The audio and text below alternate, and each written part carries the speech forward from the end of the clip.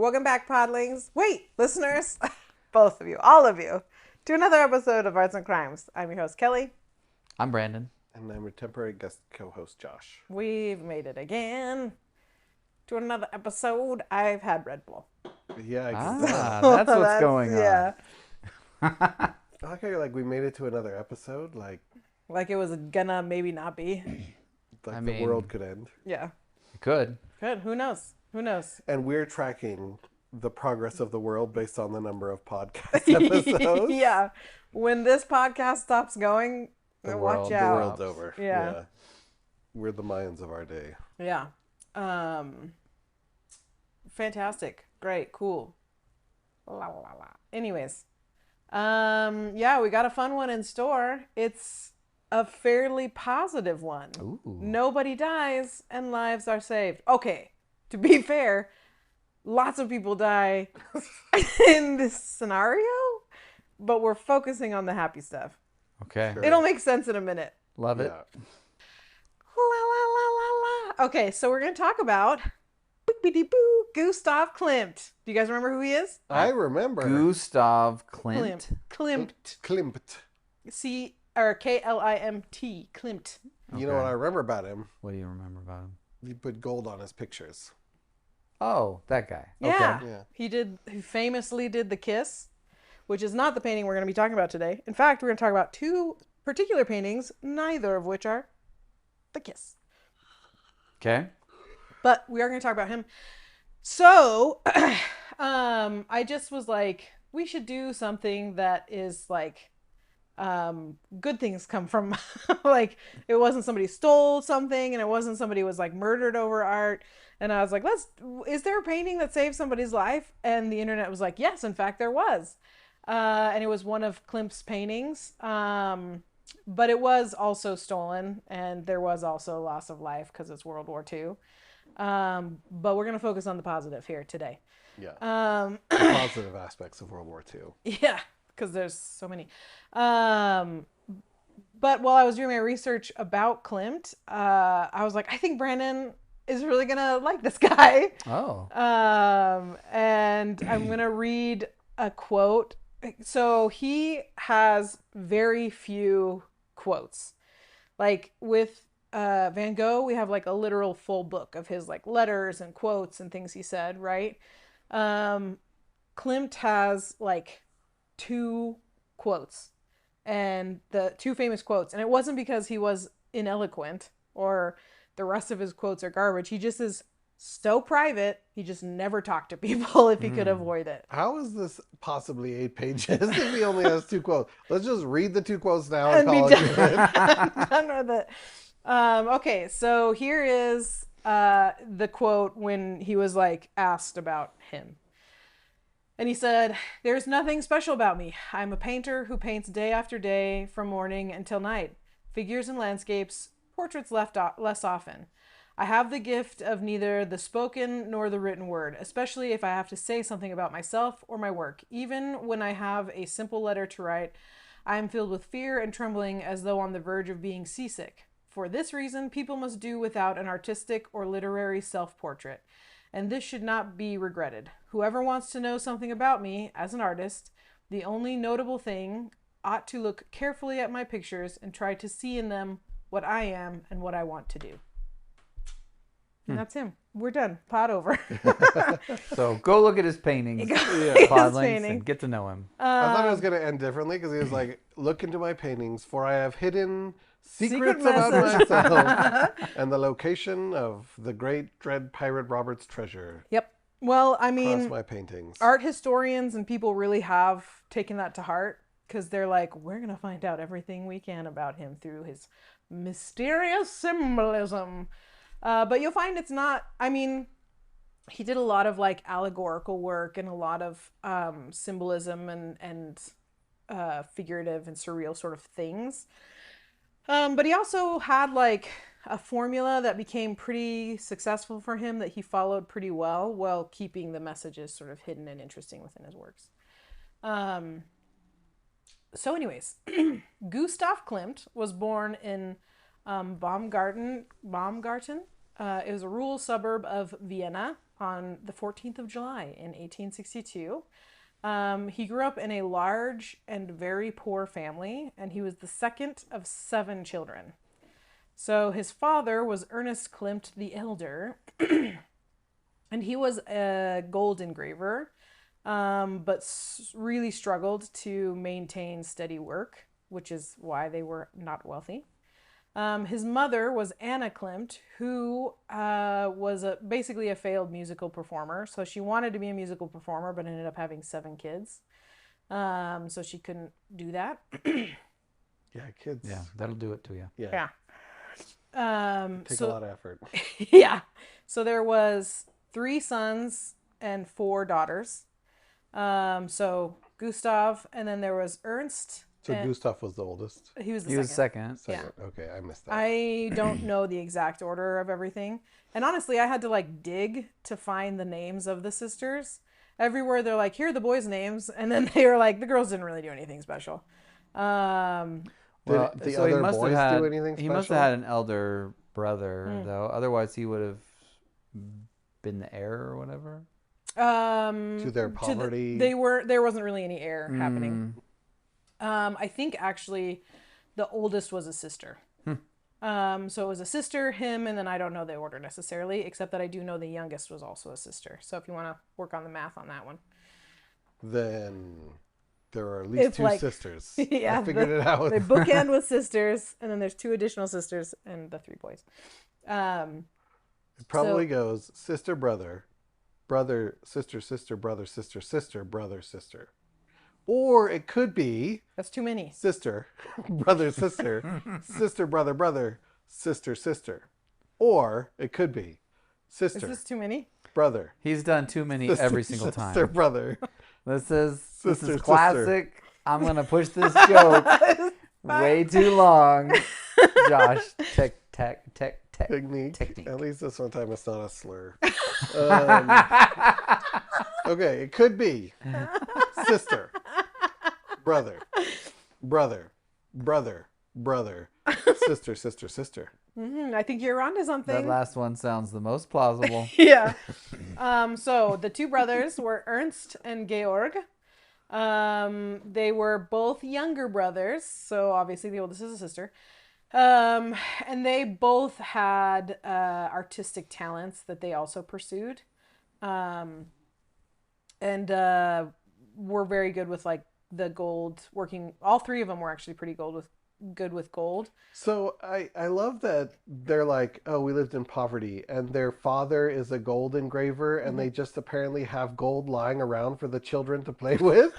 What kind of poverty is this? Well, I'm sure it wasn't their gold. Did they not realize that gold was valuable? They're like, this stupid. All we've got is this stupid yellow metal. Shiny tinfoil. Yeah. Their dad brings it home and just dumps a pile on the floor and goes, I brought this home from work, kids, for you to play with. Yeah. Where's Yes. the bread? He's We like, couldn't afford bread. All I've got are 5 solid bricks of whatever this is.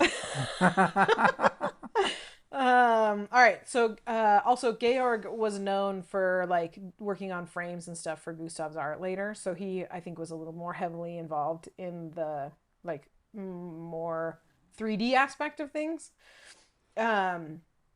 So Clara, who was the oldest sister, and she lived at home and managed the household. And then there was Joanna, which was the second sister. Look, I wrote this down, so I know. Oh, you know the order? I do. I did that whole thing for nothing. She was. Was I right? Was it sister, brother, sister, sister, sister? No, wait. Sister, brother, brother, brother, brother, sister, sister, sister. I think you were right. Yeah. So she was the second sister born after Gustav and before Ernst. So it goes I was sister, wrong. brother, sister, brother. Yeah, I was super wrong. And then there was Hermione. Is that correct? I didn't like From Harry Potter? From Harry Potter. She was a wizard. She is a muggle. Yeah. No, she was a mudblood. Mud blood. That's Yeah. a slur. It is a slur. Don't I'm say it. sorry for all the wizards. Anyways, she looked after the finances, or she looked after Gustav's finances and studio and correspondence for him. And his bricks of solid gold that he didn't know what to do with. Well, Gustav, not his dad. Yeah. And then there was the Right, youngest. Gustav just painted with it. Yeah, kind of. I mean, his works are 3D, so he like put it in there. Anyways, and But he then didn't know that it was valuable. no, He was just not like, until it was put into his artwork, and then he knew and it then was it became valuable. valuable Yeah. because of the art, not the gold. Everyone before was like, "Wow." The Aztecs were like, "We didn't know you could do this." Yeah. So Anna Klimt was the youngest, but tragically, when Gustav was 12 and she was 5, Anna, she died from just an illness at the time. But unfortunately, because of this, Clara, or Clara, however you say that name, the I oldest. think you're probably right both times. Both times. I've heard it both ways. She had a bit of a mental breakdown and just never recovered after the youngest's death. Which was, it was sort of like what's the word I want to say? Like a canary in the coal mine for the mental state of many of the members of the family. So it's sort of like this hereditary disposition to like depression and stuff like that. And it was something that Gustav battled with. They presume most of his life, but he didn't really like talk about it. Yeah. So they don't know for sure. Well, they know because he traveled for some of it, but that like he didn't really talk about it. So at 14, Klimt was encouraged to leave school and to enter the Vienna School of Arts and Crafts, so that and the idea behind this, I thought there was really going to be, when you said the Vienna School of Arts, I thought it was going to be arts and crimes. And then the whole podcast, that would be the end of the podcast. Circle and be done. Like the Vienna School of Arts and Crimes. And that's where we're from. Yeah. No, arts and crafts. And the idea behind his father asking him to leave regular school and go to art school was so that he could help contribute to the family's finances. Because they were real poor. Because artists famously are rolling in are the very dough. wealthy. Yeah. Everybody knows. I love the idea of like the grapes of wrath when they're all like eating dirt and grapes, I assume. And, you know, it's the Great Depression in the Dust Bowl. And one of them is like, son, I need you to contribute to this family. Go to art school. It's like the opposite of what so most that we parents can say. eat. True. In fact, all our children, all of you to art school. Go to art school. Well, you're not that wrong, because Ernst and Georg also joined at the art school so that they could, the idea was that they would become teachers, because again, that's another notoriously high-paying job. Why are these guys so bad? He's like, we got all this gold around. We can't do anything yet. We need to make a lot of money fast. Be an artist. I think that we'll do artists and teachers. Anyways, they struggled. They continue to struggle. But Ernst and Georg and Klimt, I call them Klimt because they're all Klimts. Yes, they are. But isn't that a movie by Eddie Murphy? I don't know. It's The Clumps or something. Oh. And he plays all of them? There is a... Okay. That sounds like something. He needs to make a sequel where he plays all of the Klimps. I love the idea of Eddie Murphy as the dad with an armful of gold bricks going, my children. Take these. Play with these like blocks. They're just more little Eddie Murphys. And they can't. And they look up and go, but we're hungry, Father. Pretend it's butter. Go to art school so you can earn some money for me. And you become a teacher. And you'll make so much money. It does, like...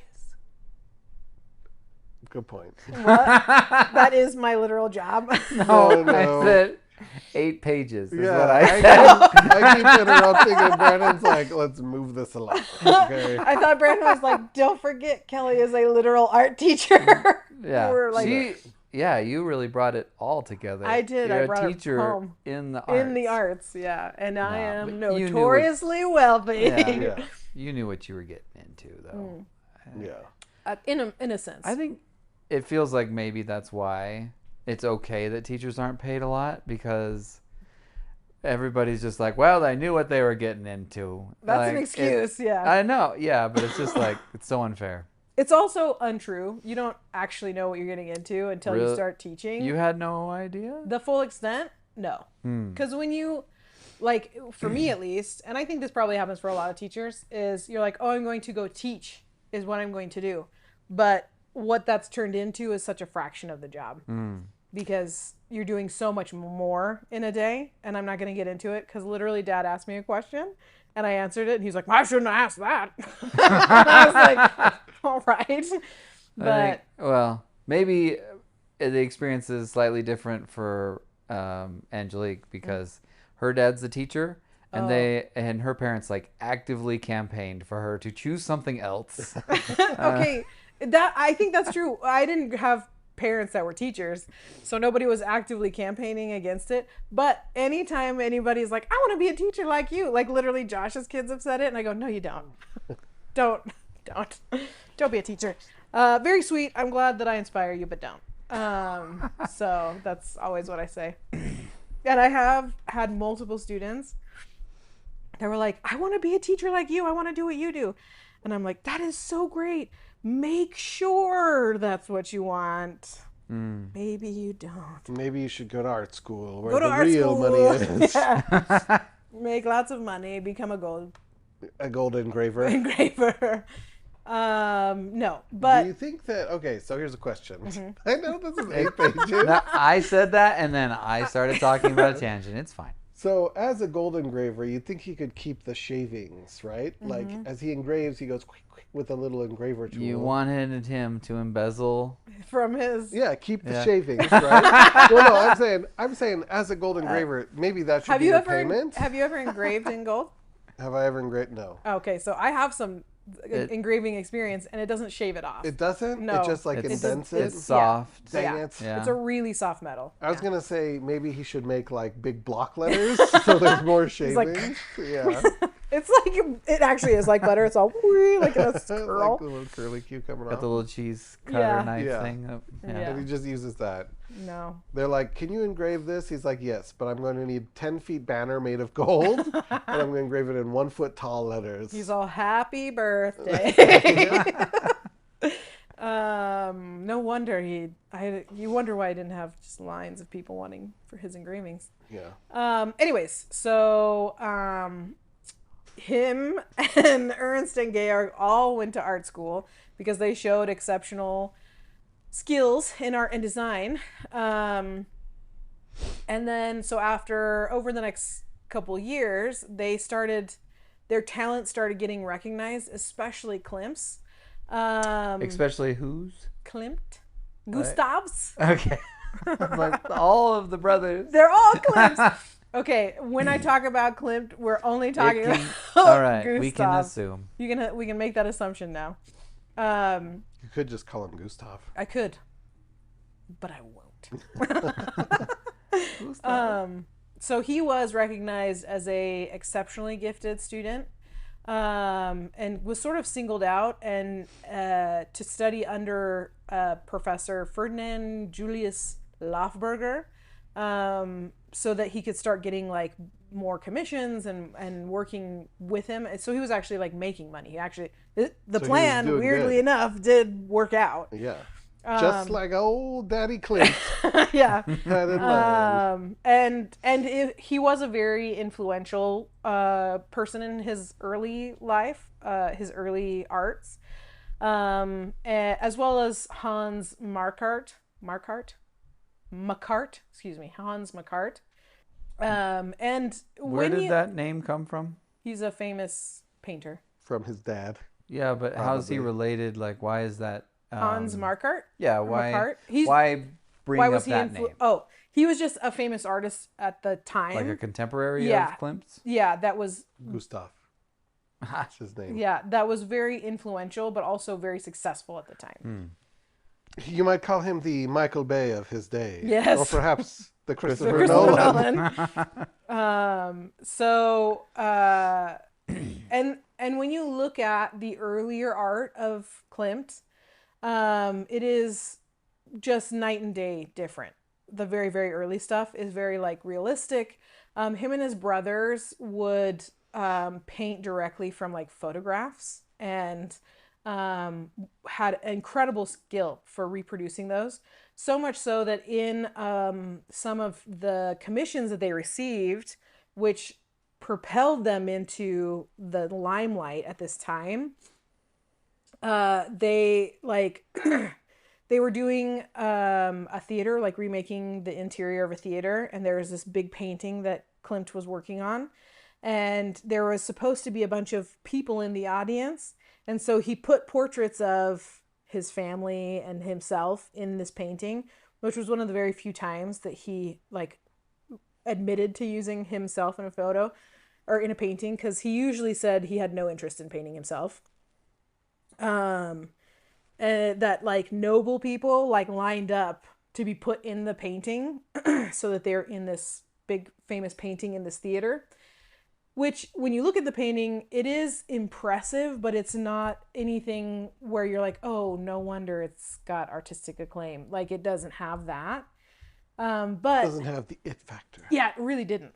But the nobility and the like higher up people that were included in the painting just adored that they got to be in it. Mm-hmm. So it did get a lot of acclaim, and he started receiving more and more commissions. And so let's see. So I looked up Gustav Klimt because I wanted to see if he had a self-portrait. And he just has a picture. Yeah, they have photographs. He died in at the time. 1918. Yeah, yeah. Anyway, but Wikipedia always shows famous people's signatures, Uh-huh. and he looks like a psychopath. His signature is ridiculous. You know what I love is because it's just like handwritten. It's just like, Yeah, it's like a child wrote it. yeah, I love it.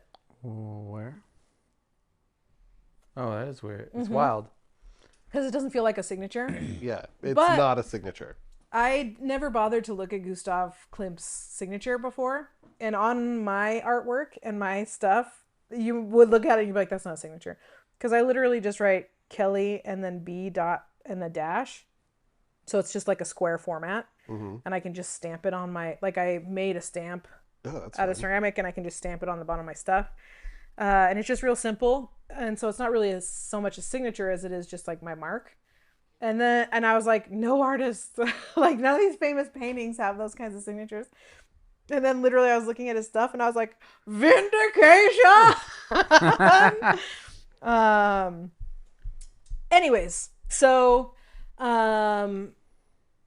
basically Gustav and his brothers were starting to receive a lot of acclaim and much more commissions, and were working really closely with these already famous painters. And Gustav in particular, or Klimt, as I have said, Yes. in particular, his artwork started getting noticed even above the masters he was working with. So much so that when he started to change his work, it stuck out even, it like really stood out even more.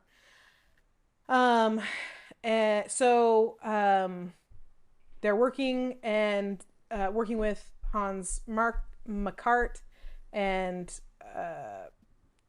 what's his name? Ferdinand. Yeah, Ferdinand. And they receive a commission that was originally meant for Makart, but in 1884, Makart died an early death at the age of 44. Bludgeoned by a gold brick, I assume. No, but you can take another guess. I feel like you can get this one. If you think of like Died in World War. Wait, no, what was it? this is in 1884, so it's not a world war. He's just a very popular artist at the time, living in the so he art. died Oh, of syphilis. Syphilis. Yeah. There you go. You got it. It's so funny. I was listening to, so a lot of this comes from a book, but I was also listening to an audiobook and watching some documentaries. And one of the audiobooks was like, and Makart died riddled with syphilis. And I was like, okay. That's so funny. Which, like, they speculate that was really difficult for Klimt because he really admired Makart, but they don't know for sure because he didn't write anything about it. But nevertheless, he took over all of these commissions. People started sending them to him instead of Makart. So he continued to make more money and more commissions, and was doing designs for the emperor himself. So he was actually becoming very successful. In 1886, the brothers received a very high value commission, which they received the Gold Cross from the emperor. Well, Klimt received the Gold Cross from the emperor for his part in finishing the interior. And so he was even further propelled into the limelight, which gained him a great deal of fame that he wasn't necessarily, like, again, he didn't gloat. He didn't want to travel. He didn't want to be like a part of a lot of things. In fact, people talked about how he had like kind of created a routine for himself. He went to the same restaurant every morning for breakfast. He always wore the same, like, I think often it was blue because it's almost always described as blue, but it's basically like a caftan, which also weirdly, they always speculated that he didn't wear underwear underneath it, but they don't know for sure. Caftan is this smock thing? Like big long boxy robe. Yeah, this picture of him is showing it. Yes, yeah. And he's fully nude underneath, is what you're saying. That's what they said. And he had like kind of like a messy curly hair look, which is so funny because I'd seen pictures of him and I was like, how did he get so many women? Because he was followed after Macart pretty closely in that sense. But when I was listening to that same audiobook that was like riddled with syphilis, they were like, women were attracted to his rugged and tough cut, how he always appeared so undisturbed by how he was not trendy, but like just adored him. And I was like, okay, whatever. Anyways. If I know anything about women. But anyways. He's not even going to wait for the thought to finish. She's Yeah, like, just I keep don't moving know on. anything about women. Plow right through that one. Even despite like his fame, he still went to the same place for breakfast, got the same thing, always wore the caftans, just like maintained. As you've been going along, I've been like, I wonder why she thinks I'll like him. And now I'm wondering, is it because he and I have tendencies of like, we eat the same thing and boring. I was like, if Brandon was a famous artist, He would be Gustav Klimt. he would be Gustav Klimt. Riddled with syphilis. No, that wasn't my part. Klimt probably was. A close second. Yeah. They never said that he had any kind of disease like that, and that's not how he died. How do you avoid it back then, man? Well, I mean, it's a little something called protecting your carnal treasure. Okay, that's how you avoid it. anyways, I was like, if Brandon was a famous artist, he probably would eat the same thing every day, white shirt, blue jeans. You never have to change his look. Yeah, and just do your thing. You don't need to like Klimt and Steve Jobs. Yeah. There you go. You're like this. I'm not gonna explain it. Listen, what artist would you be if you were an artist? If I was an artist? Yeah, I have an idea. I am an artist. You have. That's what I was gonna say. I was gonna say you would be Kelly Boyles, ceramicist. I'm not answering. I don't know. That's I don't funny. know. What artist would I be now? What artist would you be? Yeah, Jack this one's Black. too much about Brandon. Oh, We need to get what? more Josh stuff in here. I feel like you would be like Jack Black. Jack Black. Jack Black. As an artist. He's an artist. I mean, he's a musical artist. We're talking visual artist. Visual Oh, artist. you want to be a visual artist? I am already a musical artist. True. I don't know. Who would you be? It's so hard because when I try to imagine you as a visual artist, I imagine you just so over the top, like with your fake mustache being like. That would be Dali. Yeah. I don't know enough artists. Obviously, I would be the Jesus of the coal mine. Van Gogh. Glad that you humbly took that name upon you. Okay, anyways. You we know got, why? Because I freaking love coal. yeah, Could blue never get coal. enough. You'd be the shadow. The shadow knows. Anyway, continue. Sorry Anyway. about this interlude. No, it's okay. So despite all of the fame, he remained consistent. And I think something that I like about that is he didn't do things like Picasso notoriously was like would go to restaurants and then instead of paying, he would like draw something really quick on a napkin and be like, "Here, take this as payment," and then leave. And I was like, "That's so rude." Yeah. So yeah, he just like always remained very like down to earth. He just wanted to paint. He just wanted to do his thing. He barely traveled. He did when he needed to, but not often. But this was a time where it was very common for artists to sort of create groups so that their art could be supported by each other, but they could also provide a message that they felt was important. So because of the like fame that he was receiving, he was made into part of this artist society and nominated as president of it, this artist society in Vienna.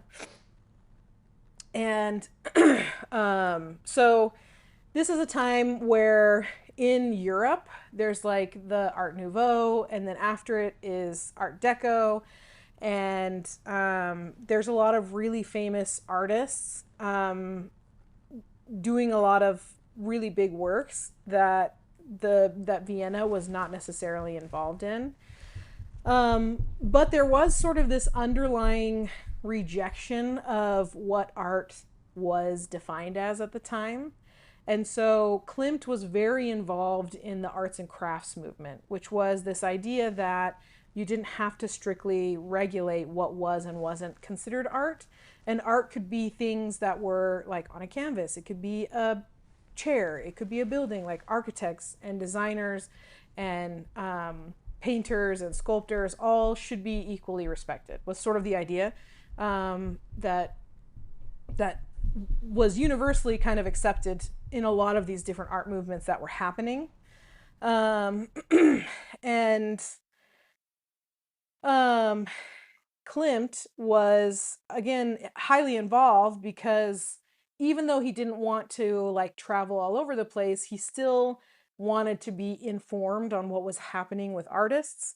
And so he watched and got inspiration and ideas from both ancient and modern influences. So you see a lot of like Greek, Egyptian, and Asian influences in his work. But he was also highly influenced by Italian Renaissance artists like Botticelli and Donatello. And then seeing what the modern artists were doing. And so he started playing with what he was doing in his art. And so within the society, he felt a little bit freer to like add gold or to add these different motifs or ideas, because that's sort of what the society supported, that you shouldn't be defining the art in a like you have to do it this way sort of sense. Secession group is what they called it. And he was the nominated, like I said, as the president of it. And he was receiving a lot of commissions and a lot of success. But in 1891, that was sort of overshadowed by some tragedy in his life. So both his father and his brother Ernst suddenly passed. And when Ernst passed, Klimt became the like caretaker of Ernst's wife, who was Helena Pfluger. How do I say it again? Fluge. Pfluger. Fluge. Verhogogats. Verhogogats. Come on. Verhogogats. I mean, come on, Verhogogats. Everybody to the limit. The cheat is to the limit. Come on, everybody, for her gods. Anyways, so Helena Fluge and Ernst's baby girl. So he had a daughter and his wife, and Klimt became sort of their guardian. And this brought Klimt into, like, deeply involved in the Fluge household. The Fluge household. Fluge household. And this is where he met... Becoming the Swedish chef more and more. Yeah, the Marcos. This is where he met one of the most important people in his life. Jesus. No. No. Anyways, this is where he met Emily Fluge, which is the younger sister to Helena. Fluge. So she was 17 at the time, and for comparison, Klimt was 30. Don't love that range, but here's a clarification for you. They never married, they never had children, and as far as anybody knows, they were never intimate sexually. So interesting.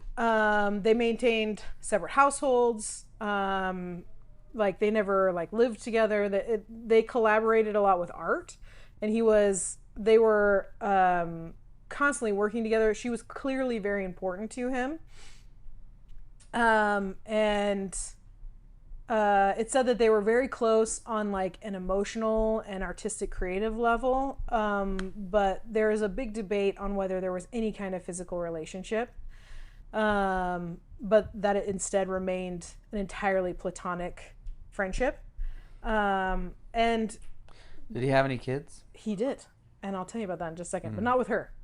I was just wondering if maybe like she was filling a void. Where he was a father figure to her, like could have been. So he, in fact, we'll just talk about that now. So he actually had a lot of lovers. He was well known for having many, many lovers, and it was often that when he was doing a portrait of somebody, he would have hours and hours and hours and hours and hours with that person as a model, and it was often said, because they would spend so much time in the studio, they're like, if you're sitting for Klimt, then you're probably getting a little more of Klimt than you bargained for. That's what they said, huh? Yeah, I mean, I don't know how else to say it. That was the scuttlebutt. The scuttlebutt. But he managed to never have any public drama. Syphilis cases. Or syphilis. Oh, drama, sorry. Yeah, there was never any scandals about him. There was never any, like, public displays of anything, and he got there was a lot of wealthy patrons that would pay him to paint a portrait of their wives, and they never were like I want you to paint my wife, hint hint, nudge wink, nudge. This portrait's I taking a bit long. Yeah, and there was an interview with one lady, because we're going to talk about this painting here in a little bit, but Adele Blockbauer sat with Klimt for a long time. If you know what I mean. Her niece asked her if she ever was intimate with Klimt, and she was like, "How dare you ask that question? I have always been loyal to your father." And I was like, I'm still not convinced, but maybe. But he had as many potentially as 14 children, but only 6 officially claimed as his. And I'll tell you about them in just a sec. But what was interesting, that was noted, and I don't know where they're getting this information, except that some of the only like writings that we have of his is postcards that he wrote to Emily. And the reason that they don't think any of his relationship with Emily was sexually explicit, or was a sexual relationship, was because there's nothing in any of the postcards that had any kind of talk or innuendos or anything of that kind. It was all platonic. And so they were like, well, probably weren't doing the horizontal. Anyways, But maybe the vertical. So they said that many of his lovers were very different from Emily, because Emily was smart, independent, talented, creative, and none of the women that he was with were like that. So he had a type. Yeah, and there was actually a lot of debate on whether or not Emily was in fact a lesbian, because she never married and she never had kids, and they decided if a woman's single that long, she's probably a lesbian. Which I just want to say, that's not true. So Klimt did have verified. So there was 3 different women that Klimt for sure had children with. And they had, between the 3 different women, there were 6 kids. So first was Maria Ukika. Sure. I don't know. It's Ucicka. Uchika? Uchika? Anyways. Uchika? Anyways. Atsika? Something like that. So they had one child together, and it was his firstborn son. And so she let him name him. And would you like to guess what he named his firstborn son? Gustav. Gustav, nailed it. So then he had another son just a few months, like literally 2 months after his firstborn son. He had a second son with a different lady named Maria or Mitzi Zimmerman. And would you like to guess what he named that second son? Gustav. And then with another woman, it looked like, or with the same Maria, she had another son that was named Otto, but sadly he passed away of an illness when he was very young, which actually, like, they believe it really deeply moved Klimt, because they found many sketches of him having sketched that child. And then there was a third woman, Consuela Camila or Ella Huber, and they had a son. Would you like to guess the name? Gustav? It was Jeffrey. Gustav. Dang it, I was so close. Yeah. She didn't let us guess the third child, so. Yeah, because it wasn't Gustav. Sorry. Yeah. But you can guess what he named his daughter if you want, but I don't think Also Gustav. Yeah. Gustav. It's a strong name. Yeah, She'll go far with the name Gustav. With Consuela, he had 3 kids. So there was Gustav, and then he had a daughter, and her name was Charlotte, which, again, she tragically passed away in infancy as well. And then another son by Consuela, so he could not name him Gustav, so he named him Wilhelm instead.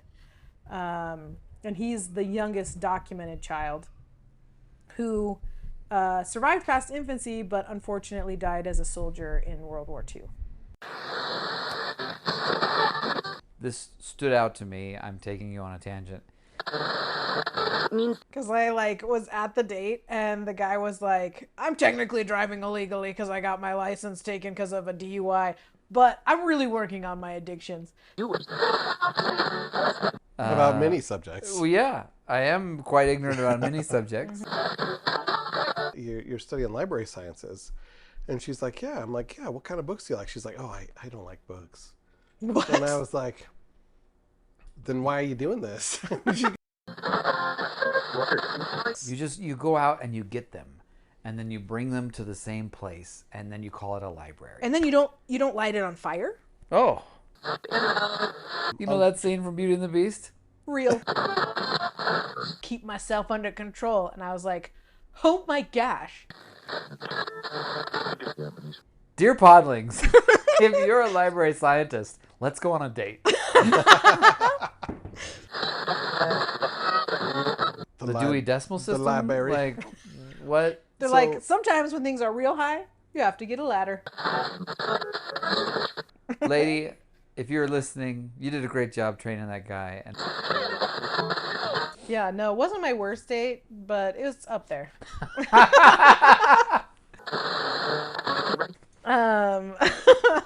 Anyways, so back to the subject at hand. So he had 6 official children that we talked about, potentially 14, but there was only 6 that he officially knew of, I suppose. Okay. Or claimed. But, yeah, they were he had, and he also maintained a relationship with them as in contact. and provided for them and the children, even leaving money for them in his estate. So he fathered these children, and wasn't necessarily like in their lives super actively. From what, truthfully, we're not 100% sure, but there is financial documentation of him providing for them his whole life and after. So I don't know. I guess I was like, if you they maybe knew what they were getting into, and at least he provided for them, which I thought was good. Yeah. A good trait. But Once again, just like me. just like you. That's not what I'm saying, but you can't you understand where I seeing do. these I'm parallels. I'm just teasing. So back to Emily. Something that I think also worked really well with the relationship between Klimt and Emily was that they were both very creative and in the creative field, and so they were able to sort of collaborate quite a bit. So Emily, along with her sisters, actually were a bit of their own kind of trailblazers, because they were in the field of fashion, and they were these avant-garde fashion designers who ran a very successful salon called the Flöger Sisters. And they specialized in the reform dress, quote unquote. So Emily in particular championed corset-free loose garments.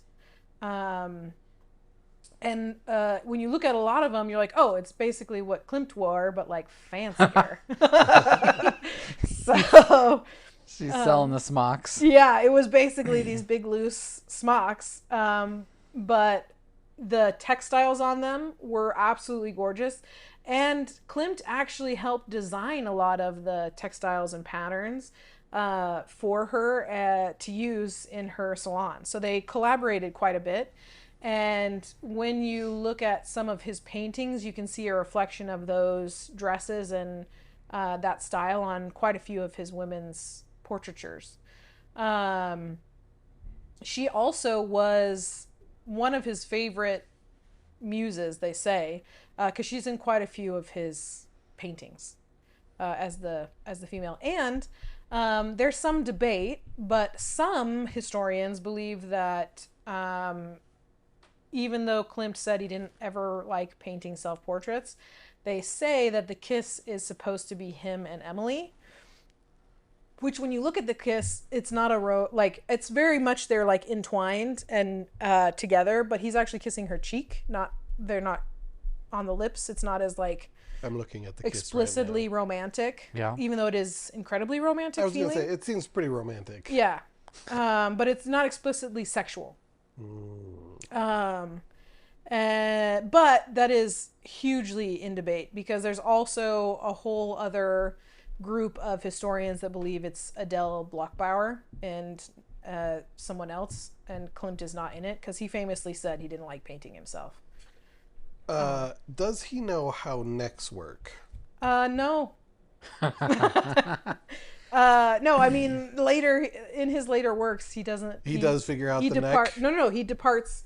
If you look at his early work, it's all very, very realist, accurate. Yeah. And as his works continue, he becomes more and more loose with the form. And eventually he goes, you know when what looks the most erotic is a broken friggin' neck. Yep. I just want to point out that I just Googled The Kiss by Klimt, and sponsored products came up, and there's the first one is Etsy, and this looks right, and then there's one that's half priced from Walmart, and they are absolutely kissing on the lips.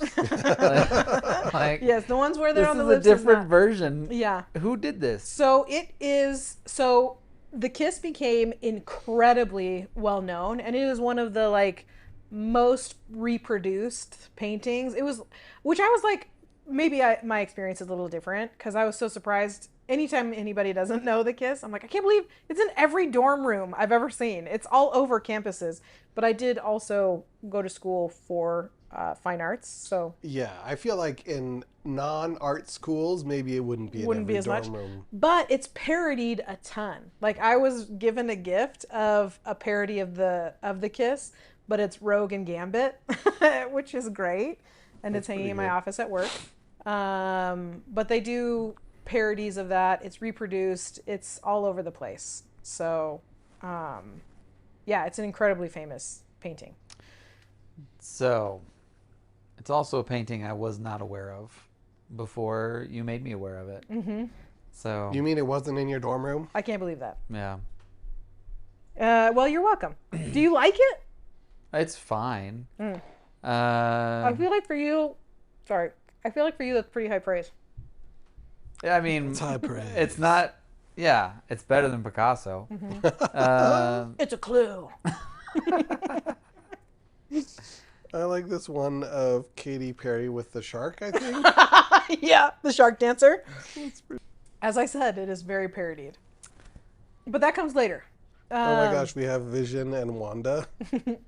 So, Podlings, just look up the Kiss parody in Google, Kiss painting parody in Google's image search. You'll and find whatever holy cow, you want to man. find. There are so many. Yeah, any relationship that anyone has ever wanted to exist fictionally is parodied into Kiss. There are a lot of dog and cat Are versions there? of the Kiss. Yes. I haven't actually There's seen those. so many. Well, there you go.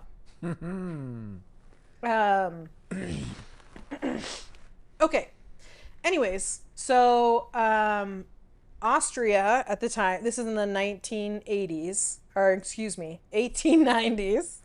So in the 1890s was a little bit what they called quote unquote backwater, because it was very much focused on art in its own area. So there was a lot of important art that was happening in the rest of Europe, like and France. The Impressionist paintings from like Manet and Degas were starting to receive like a wider audience, and really changing a lot of art and how it was perceived and how people were able to paint it. But promoting Austrian artists at the expense of others was sort of what was happening in Austria at the time.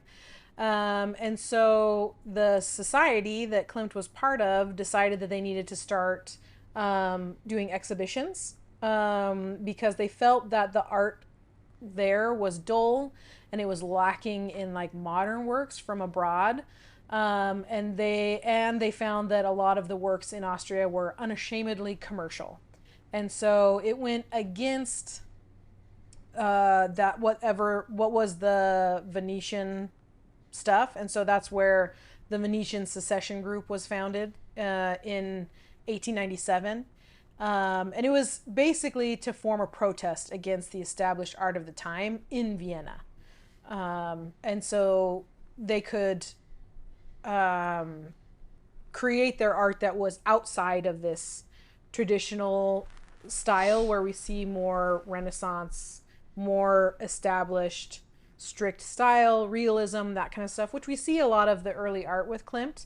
And so this is where he was elected president of this new union of the secession. And even though he was, by all accounts that everybody could understand, a fairly shy and introverted guy, he was really passionate about his art and his need to sort of inject vitality into the art that was there in Vienna. So he took on this position, and they decided to create these. He started to create a lot of works, and these groups of artists in this secession group created works for these exhibitions to show what art could be, and was in this rejection of the typical Vienna art. Okay. I want to ask you something about art in general. Art history. Perhaps you're qualified to discuss this. I'll do what I can. Because I feel like the artists that we know are almost always the artists that are rejecting whatever is the common trend, right? Like that's kind of how art moves forward, is through this pattern of rejection, right? And so when we think of art, we go, oh yeah, they're all weirdos. They're all doing something crazy. But is the reality that most artists are just kind of living in their time and doing what everyone else is doing, and only a small minority are trying weird things? Or is everybody doing weird stuff and only some of it's good? Like, So I think it's a mix of that, right? Yeah. Where it's a little bit of like a wave pattern, right? So like we get these peaks where these big changes happen and somebody does something crazy or some idea catches on and big changes, where they're seeing these like radical artists. And then the wave sort of like people are doing this style and they sort of follow this style for a while until another peak where like, some big crazy thing happens, and then, we have this idea of impressionists and we have Art Nouveau and Art Deco that are all kind of having the same thought process and the same backbone of rejecting what was before. And then, along comes like, pop art or something like that feels real different in its own way, and so it kind of peaks again and we start seeing photography and screen printing and all these mediums that were real rejected before, now suddenly they get to be at the peak, and then that gets normalized, and we have then the like ceramics has its own peak. So it depends on what mediums you're looking at and that kind of stuff. But I think that a lot of it is things are kind of quote unquote crazy at the time, but they also have like this intrigue that is so captivating that it creates this change that catches on. But there's probably a whole bunch that just weren't very good or weren't seen, because a lot of times you'll see some of these changes happening in multiple places. Like what's that called when somebody invents the same thing in two different parts of the world? concurrent Something, inventions or something, yeah. right? So the artists are constantly feeding off of each other and they want to see what's going on, and then are creating sort of this same idea elsewhere in a different way. So like Klimt was incredibly influenced by the artists in Europe, but he was also really influenced by like Whistler, who was not a European artist. So it just kind of all over the world, which Whistler was really famous in his own right. But it's a lot of like intermingling, and then I think we get these peaks and this like following that and then another peak and that kind of stuff. And so I think a lot of the great artists kind of stick out a little bit because they were part of that peak. Yeah, I wonder in any given time what percentage of working artists are just normal, doing whatever's popular, and what percentage are like, we're breaking free. Yeah, and I think that there's definitely a quantity of that, right? Because like even in this, he talks about how like McCart was a huge influence for him and really important. And I was like, I don't know that name. Yeah. Because he was selling a ton of portraits and had a lot of commissions and he was a very successful artist at his time, but he wasn't like industry changing like Klimt ended up being.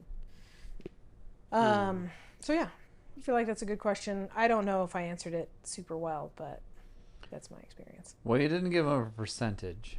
Oh yeah, I don't want to throw out numbers. Yes, give me a percent right now, immediately. 32. 32% we're doing what everyone else was doing, or 32% we're breaking the mold? Breaking the mold. Probably breaking the mold. All right. Yeah. Okay, I'm going to quote you on that. Yeah, please don't. So anyways, with this, it sort of gave him and a lot of artists permission to sort of push those boundaries. And so we start seeing Klimt pushing a lot of those boundaries and painting what would become much more of his signatures, which is using the gold within the paintings. He heavily implemented the Greek, Egyptian, and Asian influences. And then his subject matter became heavily these femme fatale women that were displayed in very like sensuous ways, or seen in ways that were much more sexual than was typical. And his critics at the time talked about how like inappropriate it was, how it was way too sexual, and the women were portrayed as way too strong. way too independent, and way too like in charge and in your face. And the critics didn't like that because at the time that was very opposed to how women were generally painted, as more soft and delicate. And he was painting Demure. them, yeah, and he was painting them like looking right at you, in this like authoritative way that they found uncomfortable. And he was like equal parts hated and loved for it. So like the contemporaries at the time, his fellow artists at the time, adored it, and it was really well received. And his patrons, a lot of the people that were buying commissions from him, loved them. And like, which I thought was really interesting, because a lot of them were having him paint portraits of their wives, and they loved him and the style. And so I was like, I wonder if these people saw their wives as these like strong, sexual, like beautiful, in charge women, and they liked having a portrait that reflected that. And like, I can understand that. Like, it feels a little bit empowering to be displayed that way. So as he continued to kind of like push these boundaries, he traveled a little. Again, he didn't travel a lot, but he did travel a little, and he saw these medieval works, like Byzantine works, that were like mosaics. And I think when you hear that, you go, oh, that's so Klimt, because saw these, and he was so influenced by it that these sort of mosaic patterns and textiles with the gold and squares and circles started getting implemented into his work. So I think, especially when you look at like The Kiss or something like that, you can see those squares and geometric shapes painted into it that has sort of a mosaic feel. Yeah. He continued to paint in this style and push it, and so he had what they call his like gold period, where it was just heavily gold. And at the peak of his gold period, he was commissioned to paint Adele Bloch-Bauer. And this is a specific painting we're going to talk about here in a second. And it became an incredibly famous painting that they later called Vienna's Mona Lisa. So I want you to look up The Lady in Gold by Klimt and look at that painting really quick. Okay. Do you see how it's like heavily gold? Yes. So why don't you guys describe the portrait?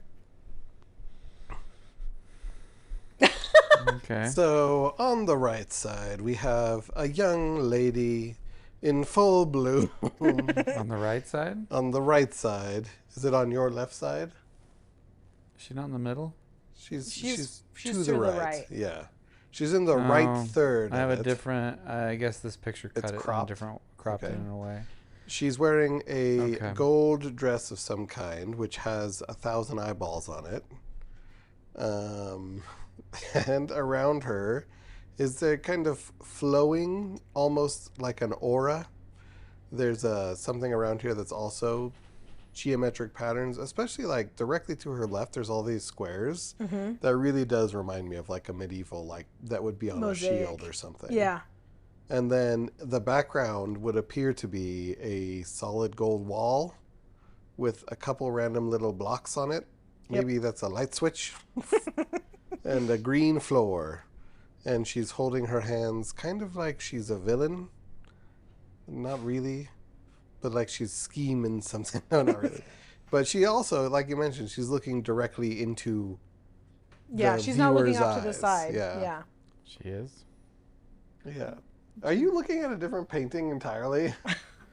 She's looking above me. This is not this is looking so direct. Look. Okay. Is she looking directly at you or above She's you? like right there. Maybe you're short. Yeah, Maybe. she's looking directly at me. Well, she might like you more. Anyways, so that was at the peak of his gold period, where a lot of his artworks were very heavily gilded. The painting of Judith. No. What? Who is it? Sorry. I mean, there is a Judith. Judith. Judith. Mm-hmm. So the painting of Judith and Holofernes. That one has gold on it, and The Kiss and a bunch of others were from his gold period. And then past the gold period, as he continued to experiment and try other things, he ended up having this period of time where he was painting with much more pastel colors, with no gold. Yeah, there's another portrait of her. Yeah, exactly. So the That was Adele from 1912. Bloch-Bauer 2 portrait of her is in his later period, where there's With no no gold at all, basically. Yeah, no gold at all. He tended to do full body portraits, so women standing there. There was a lot more like Asian influence in those ones. And then even further in his later works, he started using like darker colors. And for a little bit, he was influenced by Toulouse-Lautrec. So it had a little bit of an Art Nouveau, darker, looser feel. But he departed from that pretty quickly. So anyways, he just continued to paint and evolve in his work. And then...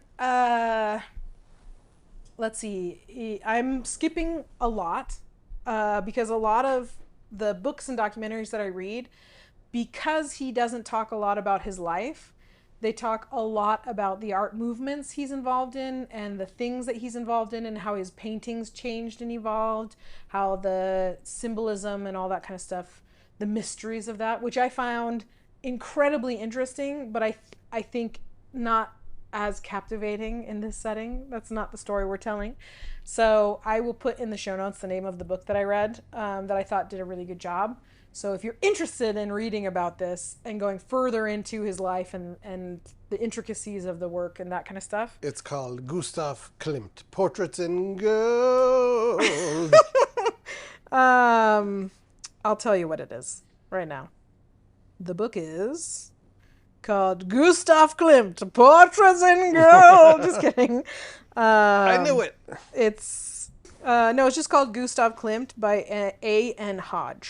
Oh, dang it. So listen, in any autobiography, or not autobiography, any biography should just explain who the person is as a subtitle. They should. I feel like it's part of the Great Artist series. So there you go. Yeah. But they did a good job. Where was I? Oh yeah. So even though I'm skipping a lot, it's very interesting, but I want to get to how his paintings have like affected us in our times, but also like saved lives after his death. So because I think that those are the stories that we're really here for, and we're not doing a two-parter. We're doing it all in one so that we don't have to do two parts. So he was continuing to paint all the way up into his death. So he suffered a stroke at the age of 55. And his last words famously were, "Get Emily." And so Emily was called. She came down and she spent his last few days with him in the hospital, which they say his last words. I'm sure that he spoke with Emily because she was there with him for a few days before he passed. But those were his last words to people other than her, because it was just her in there with him. And much like him, she did not write a whole bunch about him. She didn't like write a book about him after he passed. She respected his privacy and it was maintained. So at the age of 55, he passed away. And then even like during his life, but after his life, what really was his spokesman, the person that spoke for him, was his art. So we're going to tell kind of two really interesting stories about some paintings of his, and I will try to not make it too long because we've been going for a while and I apologize. So we're going to backtrack a little to the painting that we just talked about, the portrait of Adele Bloch-Bauer, which was painted in 1903. And he passed away, I think in 1918, 1915? I want to say 1918. 1918, yeah. So 1918. So in 1903, he received a commission by one of his many patrons, Ferdinand Bloch-Bauer, who was a sugar magnate. He owned like huge sugar refineries, and basically that's how he made all of his wealth. And he adored his wife and wanted a portrait of her. And as we said, it was during the peak of his gold period, and it took 4 years for Klimt to paint it, because he was really, really finicky. And here's the second of the two kind of quotes that he said. He said, I prefer to finish one good thing in a day than 10 regular things in a day. So he'd rather take his time with stuff and be less prolific than painting a whole bunch. And when he died, they actually found like multiple unfinished portraits. So he would work on multiple things at a time, but would take his time on every single one of them. He had zero hurry, because he cared about the output more than he did, or the quality versus quantity kind of thing, I guess. So anyways, they absolutely loved it, and he loved painting her. So much so that they found like 200 sketches that he did of her in different like poses and different seating. All of them were like appropriate, so they were not explicit. They did find explicit sketches that he didn't paint because they were like, it was too explicit, and he knew not to push the boundaries too far. But with Adele Bloch-Bauer, they were all appropriate. And as we saw, he did two famous portraits of her. And Ferdinand, the Bloch-Bauer family, really, really liked his style, and so they purchased a whole lot of paintings of his. They had a large quantity of Klimt paintings. And so Adele wrote about these paintings in a letter, and said that she and sent that letter to the museum there in Vienna, that when she died, she wanted the paintings to be put in that museum, to be displayed with the other famous portraitures that were in that museum.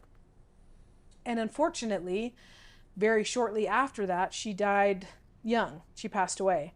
And Ferdinand, who was the real owner of the paintings because he paid for them, was like, no, you can't have them. They're mine. She may have said that, but they're mine. And instead hung them in his house, all in this room that was it used to be her room. And so it sort of became this homage room to his wife, which in one of the documentaries I watched, one of the things they said that Ferdinand put in there was a picture of Gustav on her nightstand, and I was like, sir, you are feeding the fires. But anyways, so fast forward a little bit, and we come into World War II, where Nazis very famously stole a lot of artwork. And so among other things, they were notorious for many things, but among them was stealing artworks.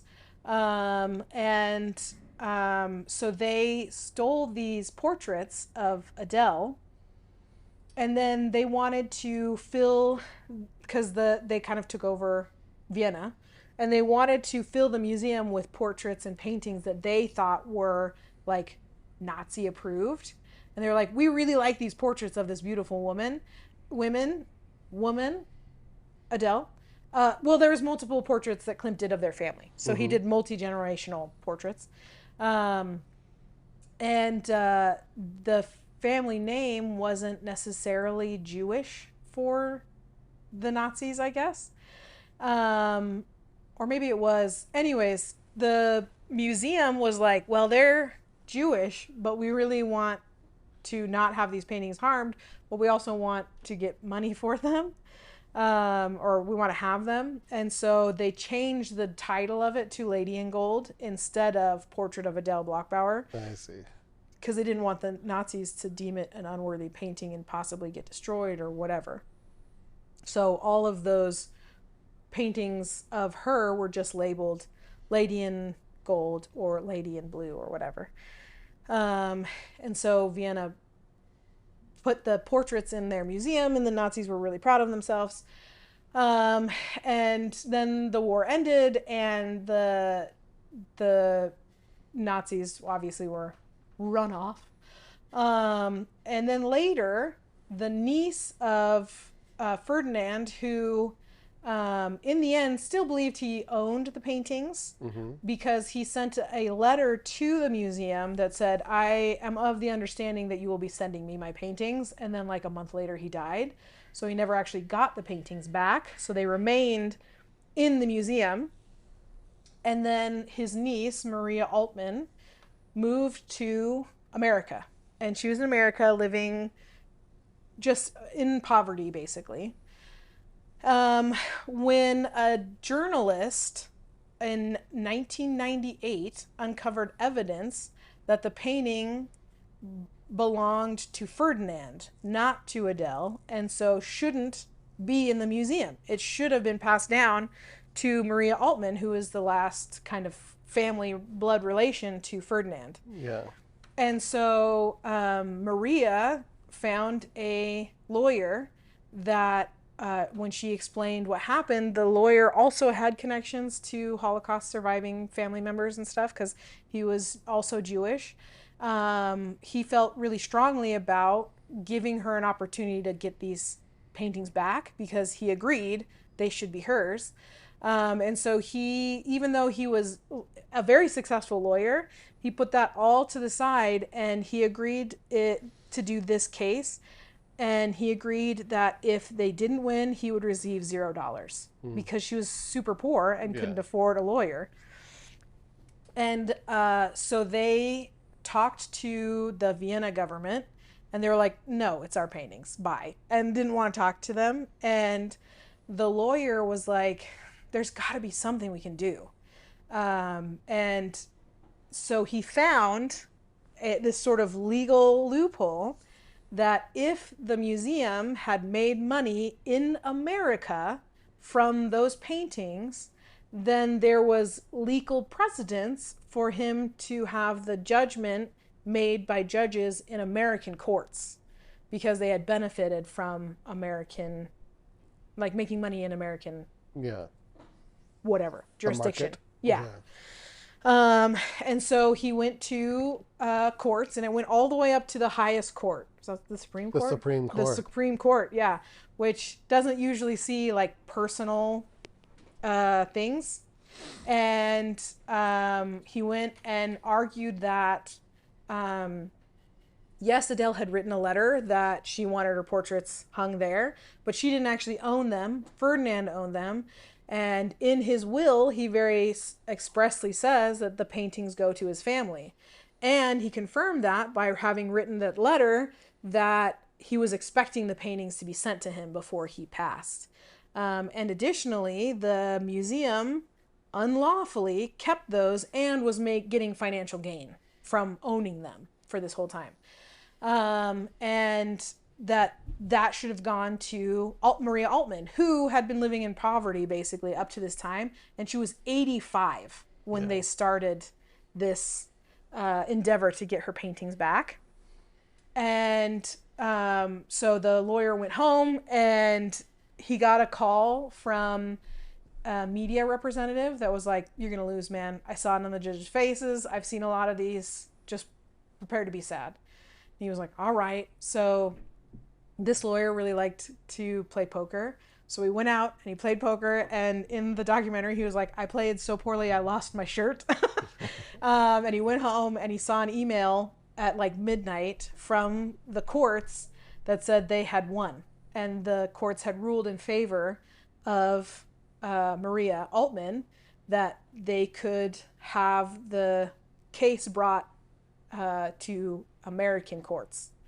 And he was like, woohoo, we won the ability to possibly fight to possibly get the paintings back. And so then what happened in 2006, there was a lot of publicity that was coming from this. And the Vienna Museum was kind of taking a bit of heat from it because nobody really likes, well, nobody good likes Nazis. Yeah. And so rather than continue to have like this big court trial, both parties agreed that a panel of Austrian experts could go over it. So it's 3 Austrian judges could be the ones to decide what happened to the paintings. And they looked over the evidence and unanimously decided that she should get the paintings back. And so the Austrian Museum had to collect the paintings.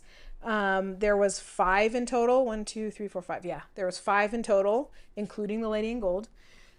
And they sent them back to Adele. And she was like, cool, I can't really do anything with these paintings actually, so I'm going to sell them. So she offered to sell them, and the Vienna Museum didn't want to buy them. And so they went up for auction.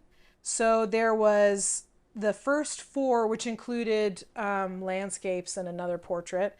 There was one that sold for 36 million, one that sold for 28 million, one that sold for 29.5 million, and another that sold for 78.5 million. And then at that auction, they were expecting the lady in gold to show up, but she had actually been purchased previously by Ronald Lauder, who was the head of a perfume empire in America. And would you like to take a guess how much he purchased that painting for? It was record-breaking at the time. Oh, I don't know. 128 million? 150 million. 135 million. You were the closest without going over. Yay. So 135 million.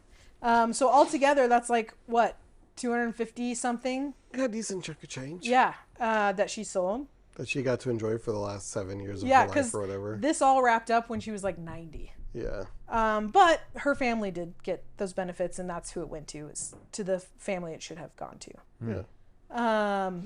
And it's funny because they had like some interviews with her afterwards, and they're like, "Why did you fight so hard to get the paintings and sell them?" And she's like, "The museum already had their time with it, and it should have been mine, so I can do what I want." She doesn't come off super, like... She was definitely like a strong-willed. She I'd say it that way, but she was very nice, and she like didn't have like a big chip on her shoulder for having been poor her whole life. Yeah. But she also was like very much like, this is how it is. Like, they already had the paintings, and they shouldn't have legally.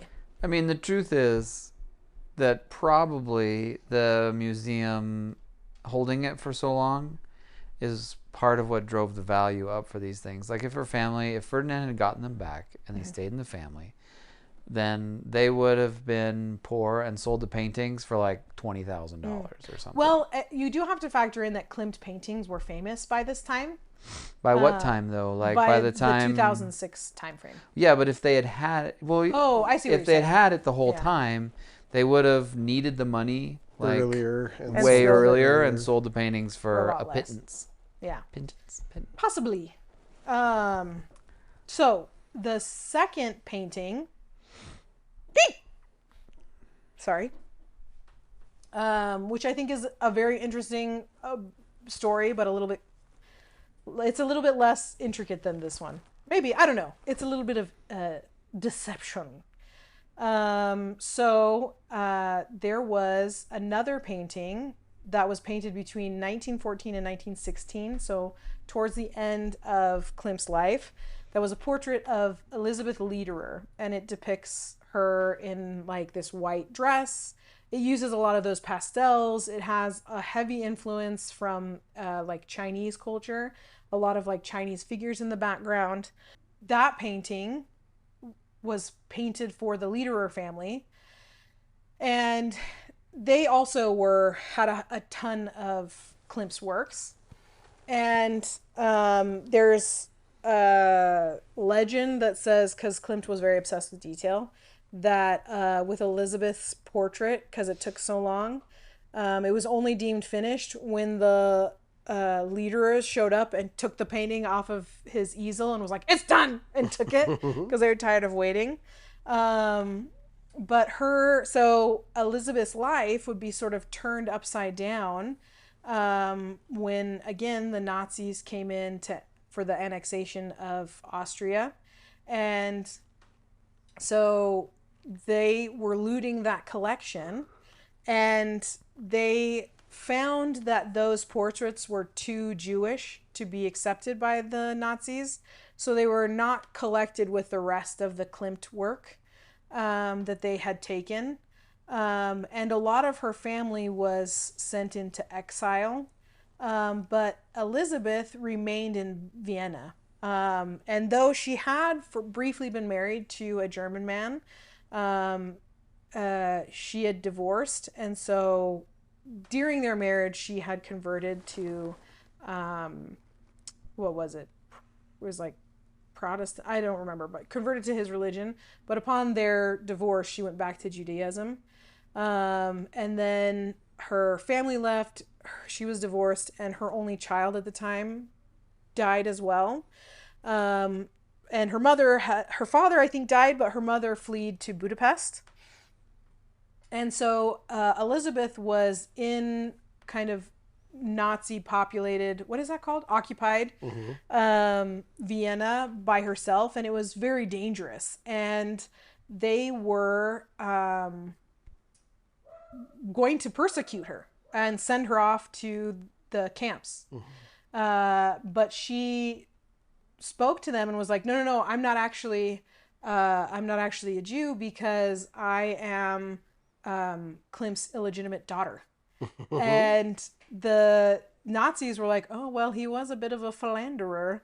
And so they wrote a letter to her mother and was like, hey, is Klimt the actual biological daughter, who was not a Jew, the actual biological daughter or father of Elizabeth?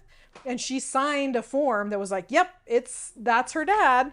And so because of his philandering ways, and with a little bit of help of her ex-brother-in-law, who happened to be a high-ranking official in the Nazi group, she was provided with new paperwork and documentation that officially labeled her as Klimt's daughter, and so not a Jew. And so she was allowed to live and was not taken off to the camps. So because of that connection that they had, and the time that her mother had spent with Klimt for her portraits, they were like, well, this could happen. And so it actually saved her life. The sad thing is that towards the end of the war, when the Nazis were getting ran out of Austria, the castle that housed a lot of Klimt's works, not these portraits, but quite a few of Klimt's works, they lit on fire so that other people couldn't have their like looted art. And so a lot of artwork was destroyed, but quite a bit of it was Klimt's works were destroyed. So Listen, we have. I'm just gonna say it. The more I learn about these Nazis, the less I The like less them. I like them. Yeah, they're not good guys, and it like breaks my heart. So many things about it obviously breaks my heart. But like all these, I mean, Klimt was already gone. He couldn't make more works. He couldn't reproduce, and they didn't have like good documentation and the ability to reproduce these works. So they were just lost. You know, it was like just so much loss from what the Nazis did. But that artwork did in fact save her life, at the very least. And then she unfortunately died actually in like 1944, though not technically from any kind of Nazi involvement, but I imagine probably the lack of access to food and healthcare and nutrients probably had something to do with it. But the portrait of Elizabeth stayed within the family, and so they were returned to her family, and then later, after the Nazis were taken out of Austria, the painting was returned to the leader of her family, and Elizabeth's brother kept the painting and then sold it to an art dealer in 1983. And then the painting was again sold in 2025 and made headlines. And it was made headlines for becoming one of the most expensive modern artworks ever sold at auction. Would you like to guess how much it sold for? I can't. Because You looked it up? I looked up the picture. Oh. Let me guess. $234.6 million. Did you also look it up? Because you're very close. It's $236.4 I was million so close on my amazing guess. So $236.4 million. I don't know. Again, like the painting itself, her proportions are a little strange. Yeah, I think that was part of it. That was part of the style choices at the time. And if you look at other like impressionist style, you kind of see how it fits. Anyways, so that is the more or less the life of Klimt. A glimpse at Klimt, and two paintings that made a huge impact well after he passed. Very nice. Yeah, it was interesting. I thought that in the modern world, I feel like it's rare for an artist to be like, just let my art work for itself, and I'm not going to give interviews or talk. Mm-hmm. Like there are some, there's famously some that are pretty reticent, Mm-hmm. but most like people are happy to talk about their stuff because it's generating interest, you know? Yeah. So it's funny to have someone who is like, you know, some of his paintings are the most expensive ever sold, and some of them are lost treasures. And he was just like, I don't know, man, I just paint. Yeah. Just do my thing. Yeah. Let my paint tell you about it. Which I don't know. There's something about that I really appreciate, because I also think there's an amount of like, I'm not necessarily going to be wrong what I get from it, because that's what he wanted me to do anyways. Yeah. Are you offended now, or are you like, yeah, that was pretty good? When I was like, there's similarities with you. Oh, I mean, I like eating the same foods over and over, and wearing the same thing. And I like to find some comfortable clothes and stick with those. But other than that, Klimt and I are very different. I don't really love him. Well, you need to wear a caftan and then see how that goes. Yeah. Maybe you'll put that on. You'll be like, well, I've been missing this my whole life. This is what I was meant Kelly, to wear. I'm totally nude underneath. You're a famous artist now. I am naked under all my clothes. That is true. I'm gonna have to cut that. All right, well. I'm not. I'm what they call I never knew. He wears cut-off jean shorts. Under everything.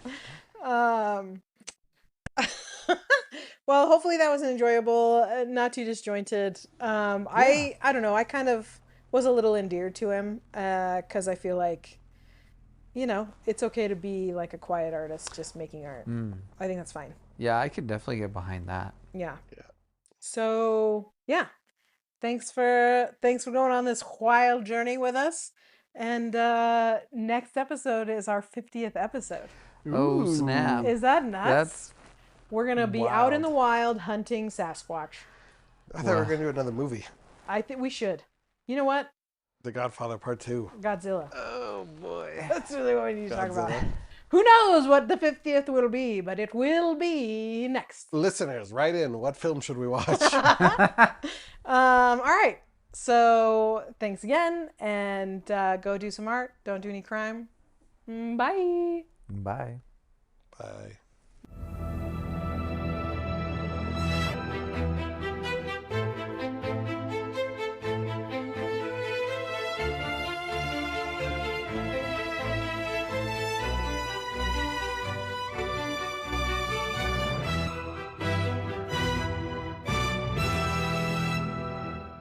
You know that scene from Beauty and the Beast? Real. we learned ladder safety. Yeah, that's their final. She really was not following proper ladder procedure in that movie. You never do the slide across and hold out your hand. We know it's attractive. They show that every time there's a sign that says, we know you're going to be tempted. Don't. This is how people die in the library. They don't show you the after pictures.